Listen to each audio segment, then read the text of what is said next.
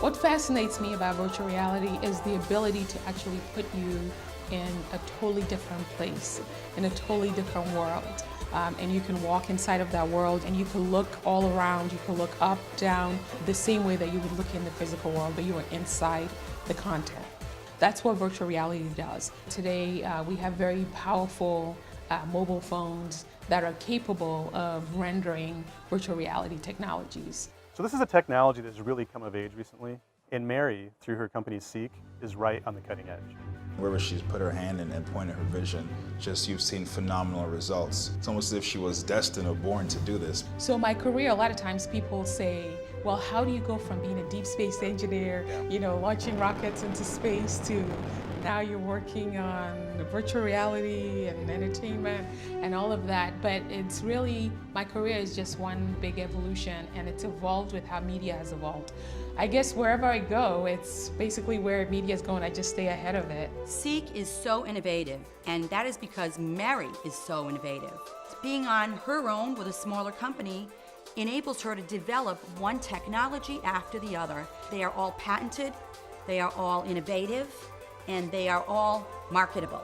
What I'm doing now is Seek VR. We're able to partner with all these companies. Well, Tribune News Company has used our technology, Coca-Cola Company, Xbox, MS Communications, Gatorade, and Universal Music with over 32 labels. Oh, Apple.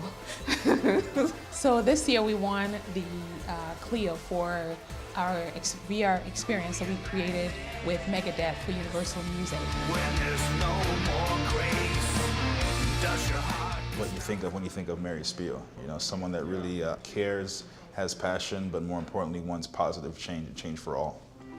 I was born in Syracuse, but I grew up in Ghana because my parents are from Ghana.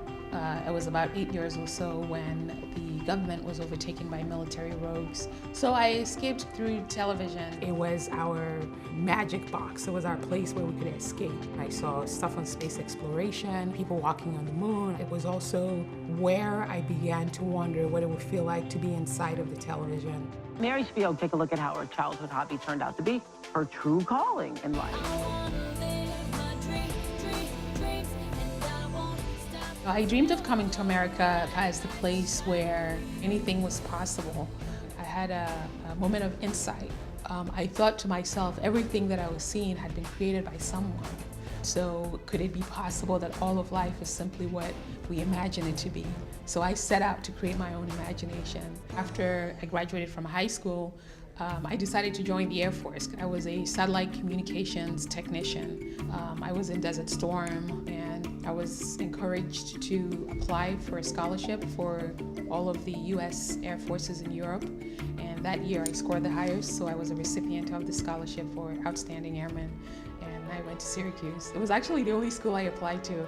I knew that if I, ever came back to the U.S., I would go back to Syracuse because that's where I was born while my dad was a student. And I always say I received my Jedi powers with my degree because I could not believe the amount of opportunities that were available to me. The Boeing company came calling to come up with a technology for distributing movies of a satellite.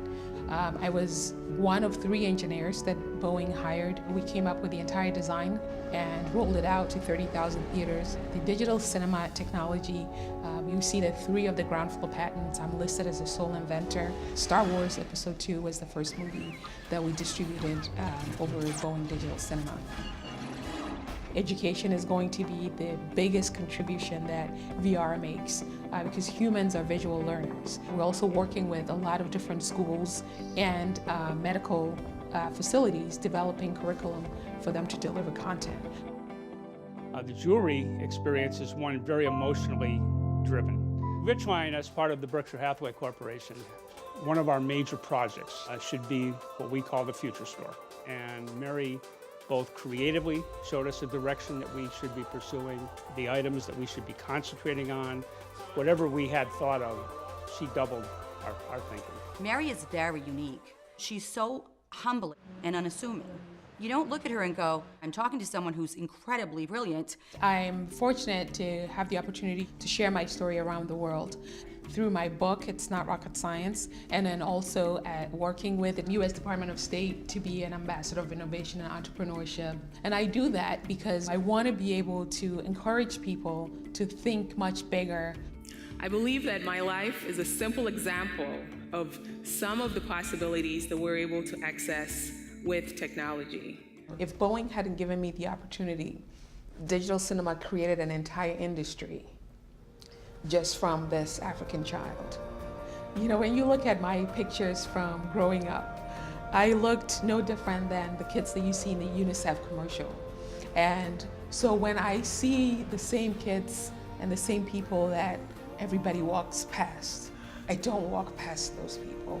I don't look past those people, because the people, that's me. Yesterday we had Steve Jobs, today we have Mark Zuckerberg, tomorrow we have Mary Spio, and that's the way history shall remember it. The final words that my dad said to me as I left on my journey for America when I was 16, and he said to me, my daughter, my dream for you is to always see our world with that sense of wonder, and my hope for you is that you'll make magic wherever you point your focus.